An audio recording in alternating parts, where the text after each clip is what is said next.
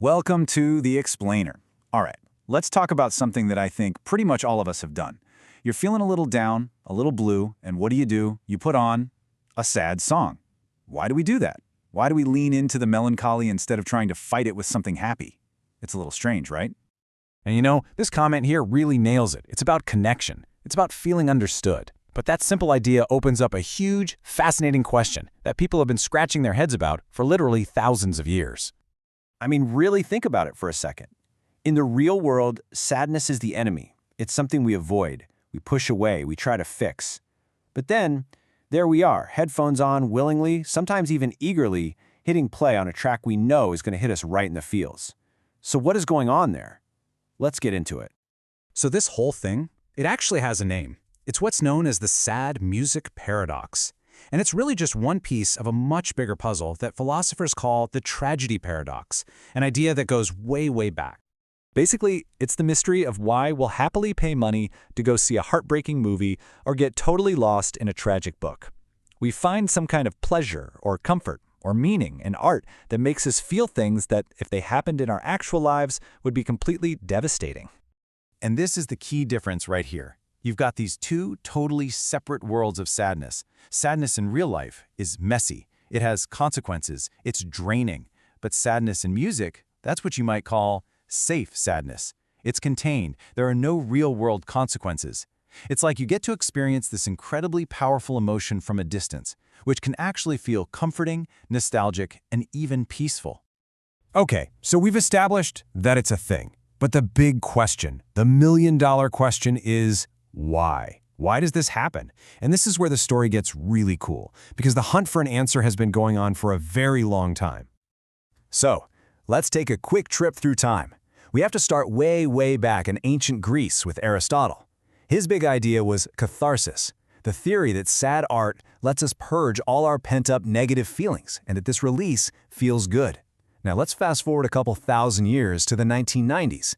Philosophers were arguing about whether the emotions we feel from music are even real.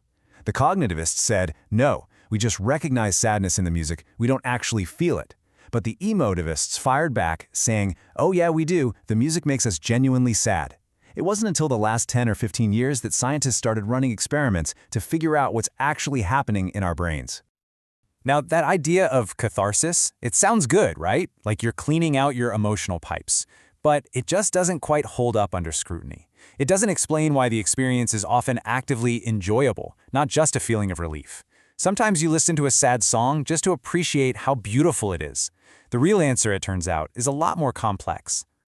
So, what does modern psychology have to say? Well, researchers have figured out that there is no single simple answer for everyone. How you react to a sad song is a deeply personal thing, and it depends on a whole bunch of factors all working together. This model really shows what's going on. It's all about this complex dance between a few key things. You've got who you are as a person, why you decided to listen in the first place, where you are when you're hearing it, and then, of course, how it all makes you feel. It's a whole ecosystem, so let's break that down. Okay, let's dig into those. First up, you. Your personality is a huge piece of the puzzle. If you're a highly empathetic person, for example, you're much more likely to enjoy sad music.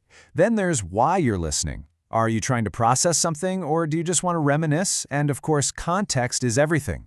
Hearing a song alone in your car hits very differently than hearing it with thousands of people at a show. And all of that leads to the final piece, the actual feelings it stirs up, which can be anything from a sweet memory to real painful grief. And this idea of consolation, man, it's a big one. It came up again and again in the research. The music becomes like a friend. Psychologists even have a term for it, a social surrogate. It's like the song is sitting right there with you, putting an arm around your shoulder saying, yeah, I get it, I've been there too. And that validation can be incredibly powerful. Okay. So we've got all these important ingredients, right? Your personality, your motivation, the context, they all shape the experience. But we're still missing the linchpin. We still haven't cracked the code on how the raw material of sadness somehow gets transformed into the gold of aesthetic pleasure. There's a missing link in the chain.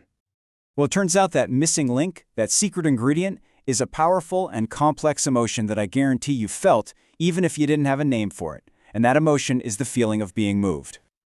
This right here, this diagram is the aha moment, This is the whole thing in a nutshell. Look at the direct path from sadness to enjoyment. The data shows that's a dead end. In fact, it's a negative connection.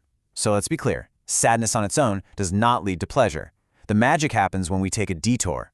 Sadness first triggers the feeling of being moved, and it is that feeling that leads to enjoyment. It's the essential middleman. Without it, the whole deal falls apart. So what the heck is being moved? Well, you know the feeling. It's that lump in your throat. It's the goosebumps on your arms. It's when tears well up in your eyes, but not just because you're sad. It's more complicated than that. It's what you feel at a wedding or watching the end of an amazing movie. It's bittersweet and profound, and it's all tangled up with our sense of empathy and connection to other people. So here's the crucial takeaway. We don't actually enjoy the sadness itself. The sadness is just the fuel.